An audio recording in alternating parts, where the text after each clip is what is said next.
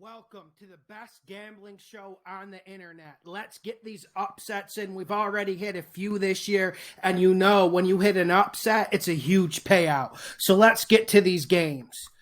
The first upset I'm looking at, I'm going to talk about it, but I don't believe it's going to happen. A lot of people are talking about Detroit pulling another upset, and I want you guys to be calm and breathe. And just because the Saints lost 2 games straight, it doesn't mean the world's ending. It doesn't mean the Saints are going to go 7-9. The Detroit Lions, at best, are a 7-9 team, and when you look at this matchup, you need to look at the Saints offense against this Detroit defense.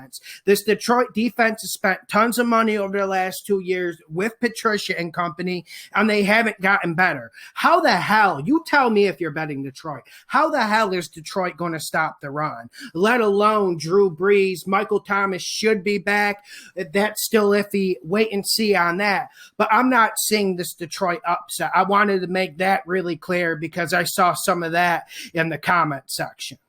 The next game that I think could be an upset, and this is going to be crazy. I'm going to take a lot of flack from it, but this Philadelphia-San Francisco 49er game. Yes, I told everyone to bet San Fran last week against the Giants, even with the injuries. But at a certain point, you need to look at, okay, you got Mullins versus Wentz. Yes, the Eagles are having problems. Yes, the Eagles might be the most inconsistent team in this league right now. I'm not going to debate you about these facts because they are facts. But I think this Eagles team, they're going to come out with fight. Let's be realistic. This NFC East is still wide open. 0-3 is not a death sentence. It is not a death sentence in the NFC East. I think the Eagles come in full desperation mode. I think they're in the trench in World War I, just shooting shots at this 49ers team. And I think it will be a close game. I know Philadelphia is going to cover this spread. It's just a matter if they have the gumption, they have the will, if Peterson has the creativity and aggressiveness to go for this win. I think they can, but the key factor for the Eagles is, can they run the ball? They don't need to run it all that well. I just need to see them get a little bit of push. There's no Bosa. There's lots of players on this 49ers team injured. If Philadelphia can get this run game going, I could easily see this being an upset. And sometimes you have to go with who's more desperate, who's more hungry. If the Eagles aren't hungrier this game, then they deserve to be an 0-4.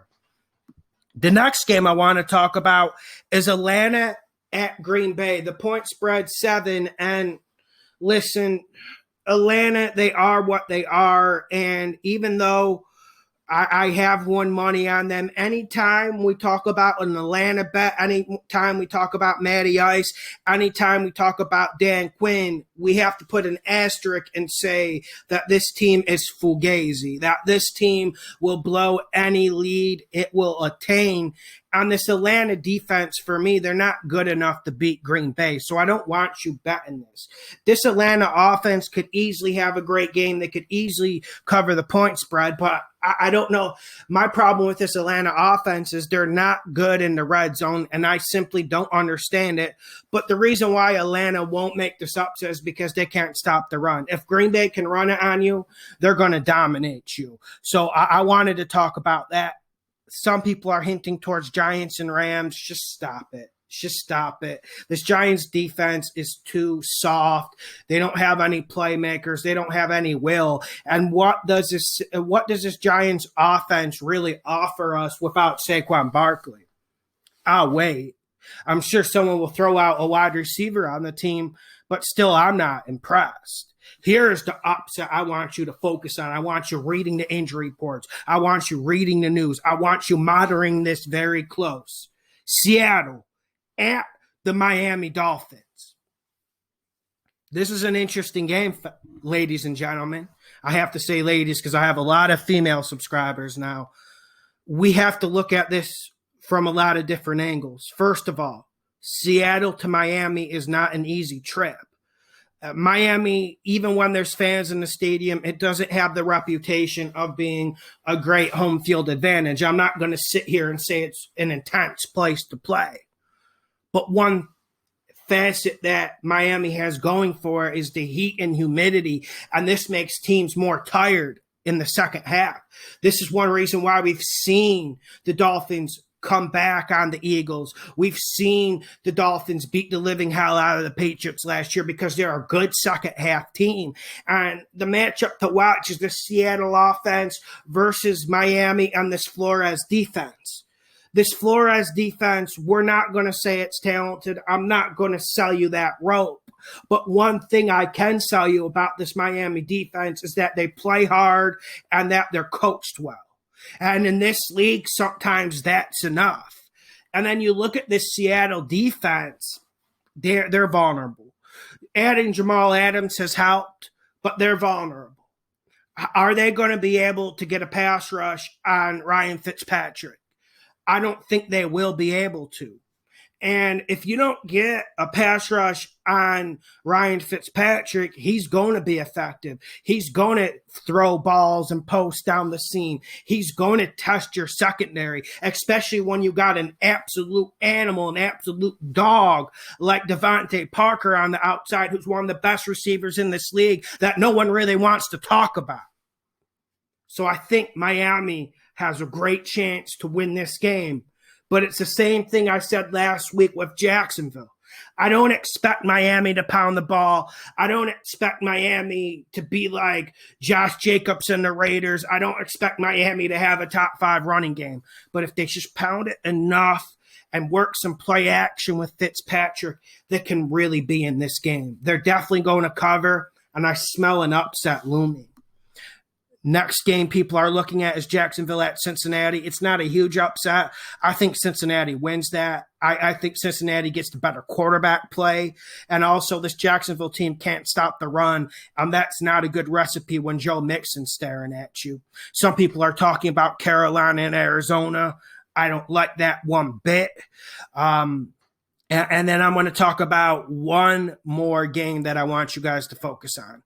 I'm not going to even touch the Chargers, Tampa Bay. I'm not going to go there. I'm not going to touch it. I'm going to touch this game now. Cleveland at Dallas. Now, this has all the makings of an upset. Dallas is inconsistent. They don't really look like they found their groove with Mike McCarthy. And the Dallas Cowboys have a vulnerable defense. But I think you guys need to take this in perspective. I'm not taking anything away from the Browns' win last week against Washington and Dwayne Haskins. But I will say Dwayne Haskins had one of the most pathetic performances I've seen in this league in 2 or 3 years. It was that bad. Washington was running the ball. The receivers were creating separation. Yet Dwayne Haskins would find a way to throw an interception at any given opportunity. We have to blame Riverboat Ron a little bit because if he would have kept running the ball, Washington probably would have not only covered that game, but they would have won that game. I'm just not sold on this Cleveland offense yet either. We've seen them run the ball really well at times. And that's opened up things for Baker, but I'm not buying into that. I don't think they come in. I don't think they pound Dallas, and I don't think they throw it all that well on Dallas. I know Dallas is a little bit banged up in the secondary. Awuzie might not play, but I still think this Dallas defense has enough gumption to come up with enough big plays to win this game. So do not bet Cleveland as an upset. The main upset I'm watching this week, and I made it quite clear, is Miami against Seattle. Monitor that game. Make sure you're in vogue with the injury report, and let's get this money. Make sure you hit the like button. Make sure you subscribe. I want to thank the fans. You guys are awesome, and you're the reason why this page is growing, and I hope you guys make a lot of money with me. We've already made a ton this year. Subscribe.